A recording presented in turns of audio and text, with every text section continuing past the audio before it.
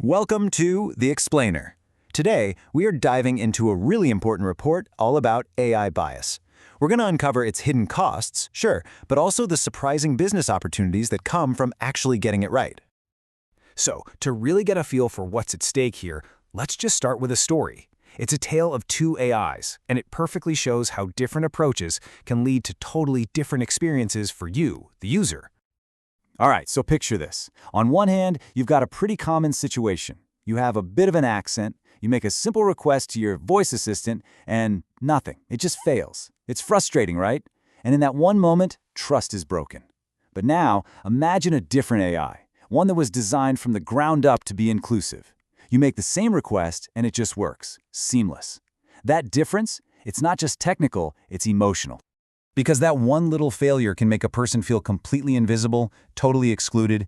It can destroy trust in a brand in an instant and leave them asking themselves this one really critical question.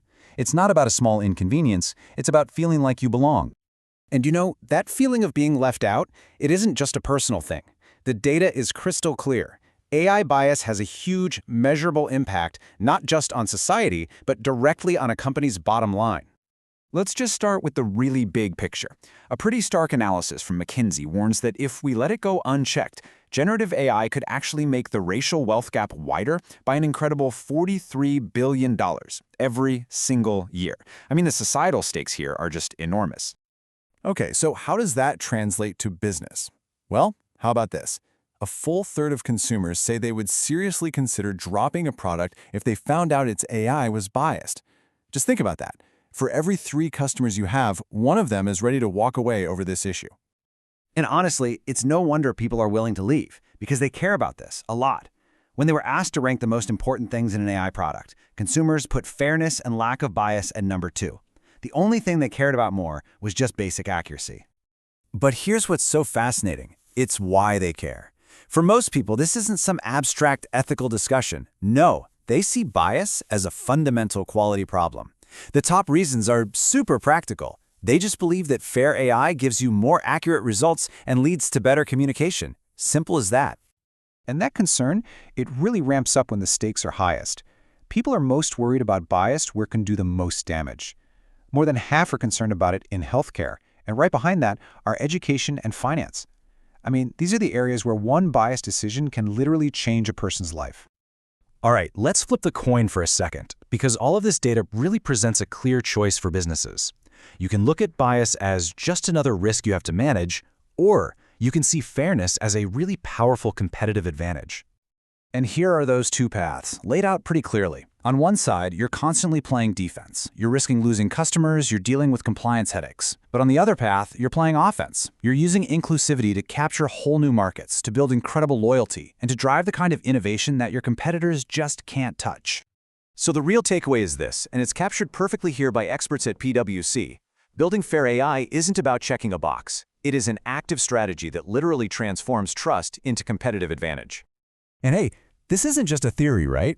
It is already happening. I mean, look at Michael Kors. They saw a 23% jump in conversions for plus-size clothing just by making their AI more inclusive. Or look at Ulta Beauty, which is grabbing more market share by making sure its AI works for all different skin tones. This is about tapping into a global market worth trillions. Okay, so you get it. Fixing bias is good for business. But how do you actually, do it? Well, the report doesn't just point out the problem, it gives us a really clear, actionable plan for building AI that's fair and responsible. So it all comes down to these 5 key steps that build on each other. It has to start at the strategic level, with a real commitment from the top. Then that vision shapes how you build, by making sure you have diverse data and diverse teams. From there, it's all about being rigorous, auditing for bias, filtering it out, and finally, you close the loop by actually talking to your users and getting better all the time. So step 1, it really has to start at the top. This needs to be a core value for the company, not just some afterthought. And the reason is simple. A huge 78% of consumers say their trust is directly tied to a company being open and transparent about its AI ethics. Step 2 is all about who is in the room when you're building this stuff. As futurist Andrew Maynard points out here, having diverse teams isn't just a nice to have, it's essential. Why? Because people with different backgrounds and experiences are going to spot biases and blind spots that a more uniform team will just completely miss. Next up, auditing. This can't be some last-minute check you do before you launch. The report argues you have to treat bias audits with the same seriousness as a financial audit. They need to be regular, rigorous, and non-negotiable. It's always, always better to find the problems yourself before your customers do.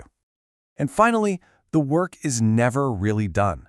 The whole process becomes this living, breathing system when you put in real-time filters for bias and create easy ways for your users to give you feedback. This turns your customers into partners, and it creates this amazing loop for constant improvement.